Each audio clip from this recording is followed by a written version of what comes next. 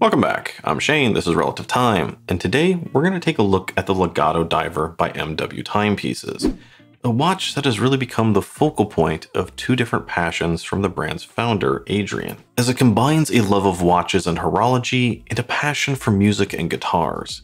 For the most part, the Legato is a traditional diver, but it is one with a twist, as various elements in the design have been directly inspired by those on guitars. Most prominent of which is this fretboard-inspired bezel. And I believe that makes the Legato the only musically inspired timepiece I've seen so far. Now, before we jump into this one, I have 3 quick notes. The first of which is that this watch is not currently available, but rather it will be launching in a Kickstarter in the coming months. Second, the watch we're looking at today is a prototype, so all of your standard prototype warnings apply. And MW Timepieces also mentioned that if they were fully funded, they would graciously send me a final production model to keep when it's all said and done, and that's why the promotional tag was up at the very beginning. And lastly, there's one big thing that I need to admit, and that's that I know absolutely nothing about guitars. And as such, there may be some subtle connections between the design and certain guitars that I'm just not getting here. So bear that in mind, and if I miss something, feel free to mention it in a comment. However, one of my best friends is a guitarist. He never really made it into the big time, but he did perform a bit when he was younger, and it's still very much a passion for him. Now, he's not really into watches in any way, but when MW approached me about doing a review, I shared some of the images with him just to get his take. And just from those promotional images, he thought it was the coolest watch I'd ever shown him, and he was already willing to jump on the Kickstarter. So I figured MW was onto something and decided to do the review. Now, that said, let's get onto it. Now, in terms of size, the LEGATODIVER is 39.5mm wide with a lug-to-lug of 46mm. Which means the Legato joins the small, but often elite list of microbrand divers that are under 40mm. Which most of the time is perfect for those with medium to slender sized wrists. It also has a total thickness just over 12mm, and that does include the exhibition caseback all the way to the flat sapphire with 10 layers of AR coating. And in terms of thickness, that's actually pretty decent these days, and especially for a diver with 300 meters of water resistance. Which is something you could also say about a total weight of 160 grams on its bracelet, give or take how many links you take off of it. So the Legato has a good solid feel, but it's not overly heavy in any way. Then topping everything off, you have a Sellita SW200 movement and a 20mm lug width. So if you happen to not like the bracelet, there are plenty of options for aftermarket straps to put on this thing. Although, to be honest, I'm not sure you want to, as this one is pretty comfortable as it is. In fact, with my 7¼ wrist, this one is practically perfect for me.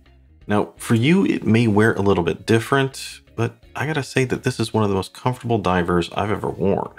Every once in a while, you'll run across a watch that just feels right when you put it on, like it was just made for your wrist. And for me, this is one of those. Even though it has male end links, which extend out the effective lug-to-lug, those end links have a rather aggressive angle to them. And on my wrists, they just seem to come down to the natural curvature point. Now, combine that with a fully articulating bracelet that tapers down from 20 to 16, and it simply becomes a joy to wear. There is a slight weight you feel as you wear it, but overall I thought it was perfectly balanced on its bracelet. Deep down, the heart of the Legato is that of a classic diver.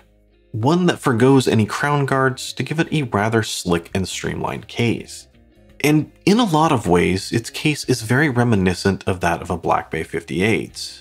And that's not a bad thing at all. The overall finishing here is great, with nice crisp clean lines that help define the overall case shape, and act as a border between the polished and brushed sections. It has a mostly brushed finish, and that does include the sidewalls, helping the Legato to maintain its tool watch credibility and aiding in keeping fingerprints at bay. The only exception to that brushed finish is the polished beveled edges that run along each of the sidewalls. Now, even though the Legato comes with a quick release bracelet, they also added drilled lugs to aid in any other strap changes. Turning the watch over, we get a glimpse of the case back, and this is something I absolutely love, as the exhibition case back is made to resemble the sound hole in a guitar. and that's complete with the rosette style engraving, as well as these fake strings etched into the crystal. It's very creative, very eye-catching, and just simply perfect for what they were trying to do with the design. Although, one thing to note here is that the caseback is secured on with 4 small screws, instead of your typical full screw-down caseback. Yet, even with that, they still listed as having a water-resistant rating of 300 meters. Now, back to the front and at the right, we've assigned screw-down crown. It may be a little bit flat, but overall it's a good size. And there is a nice diamond-shaped knurling, making it always easy to get a grip. The crown is also loomed with the MW logo, just for some nice added flair. The bezel itself is also great. It has a nice coin edge to it for added grip, and that does make it easy to get a hold of and use. As well as it has a pretty good action as you turn it. The sound it makes is a little bit hollow, but the tactile response is still good. However, with the bezel, we have the true star of the show, and that's its sapphire-covered insert with its guitar-inspired design. This thing is very cool and very unique, at least in the world of watches. And to be blunt here, this is the thing that really makes the watch. This is the one design element that really separates it out from the rest of the microbrand divers out there. There are some other cool elements to the watch, but those are really just opening acts to this bezel. What they did here looks fantastic, and it really blends perfectly in with the rest of the design. The zeros, or whatever these things are on the bezel, also help to create an effective crosshair effect, just lining the watch up and helping your eyes to really focus on the hands.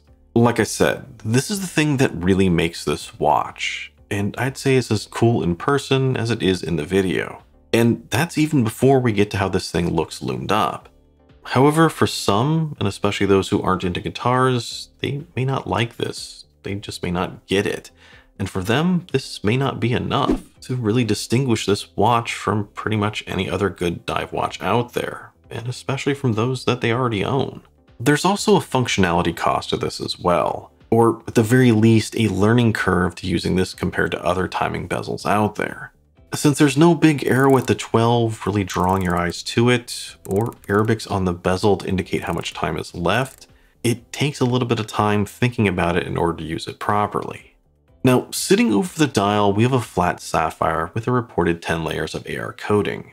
But even with that, I found the dial still a bit reflective at times, some of which may be due to the darker nature of this particular dial.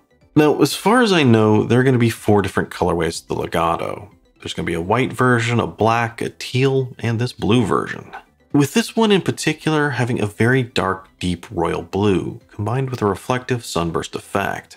Once again, I think the Legato started off with something familiar for the dial design, as there are some very familiar elements, such as the painted on half train track chapter ring, or the upside down triangle at the 12, which is then combined with dots for indices. But even if they did start with something familiar, MW then tweaked all of that with their guitar theming, winding up giving the Legato an overall unique look that I would say stands on its own. I especially love the indices here, which are a bit more ring-shaped than dots as they do have a metallic center, giving the watch another small metallic reflective surface that really lets them play with the light, which not only draws your eyes right to them, but also lets them stand out amongst the sea of dark blue that surrounds them. The dial itself and its flotilla of rings doesn't really create any sort of crosshair effect, but since it already has one created by the bezel, it's not really needed. And the dial does have a very nice center line of symmetry, created by the upside down triangle, the logo, the text, and the date wheel, and that does help keep things all nice and orientated. And MW Designs gets extra bonus points for using a color matched date wheel down at the 6, helping to keep everything in the design working in harmony. The text above the date wheel is also rather small and pretty unobtrusive, but the text below it is even more so.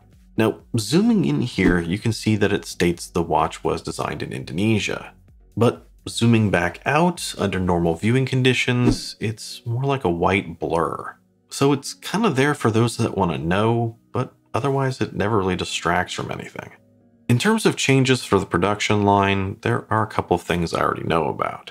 The first of which is a logo at the top, and I actually really like this as it is. Logos are always a bit subjective, but this looks like it could be a logo for a band, and therefore it really works here. But the brand mentioned that they're going to be thinning out the logo as well as making it loomed. The second thing is with the hands. For the production model, the hour hand will be a little thicker as well as a little bit longer. Personally, I've always loved syringe hands, and I think here they work perfectly with the chapter ring and the fret-looking bezel. But as it is right here, I'd say that hour hand is a little bit short, so it's nice to know that they're already working on that. And speaking of the hands, I also think the red tip is a great choice on the second hand, as not only does it add a nice bit of needed color, but picking red also works for all of the different colorways. The Legato Diver is one that really grows on you every time you look at it, and I kind of got the sense that they spent a lot of time and thought trying to refine the design. There are a few classic diver elements left in, and I think those do give you a sense of familiarity. But I think enough has been changed here to create something very new and intriguing. The only thing that really feels a bit off to me is that if you take a step back and look at the design as a whole, it does feel a little bit crowded right at the edges. With the complicated bezel sitting next to the chapter ring and indices, it creates a very visually dense area that then opens up to a vast blue ocean before hitting the hands.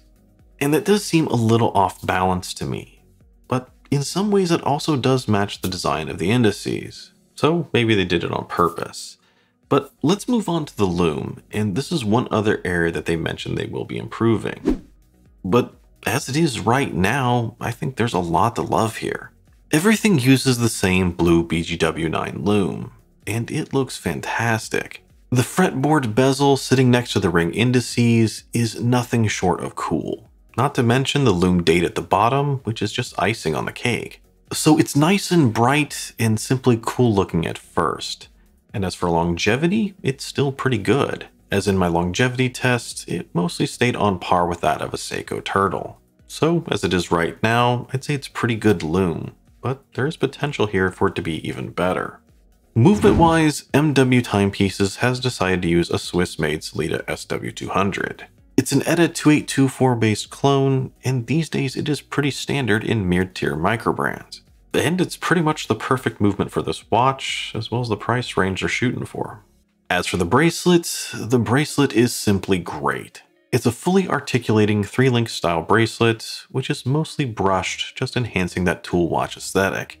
It's very nicely made with solid links, as well as a nice milled push button clasp. And that clasp is complete with 6 different micro adjusts, as well as solid end links with quick release, just in case you want to try some new shoes on it. As a whole, the bracelet perfectly matches the watch, but I do have one kind of minor concern with it. And that's its extreme taper going quickly from 20mm down to 16, which makes everything look just a little bit smaller, and I hate to say it, but also maybe a little bit more feminine.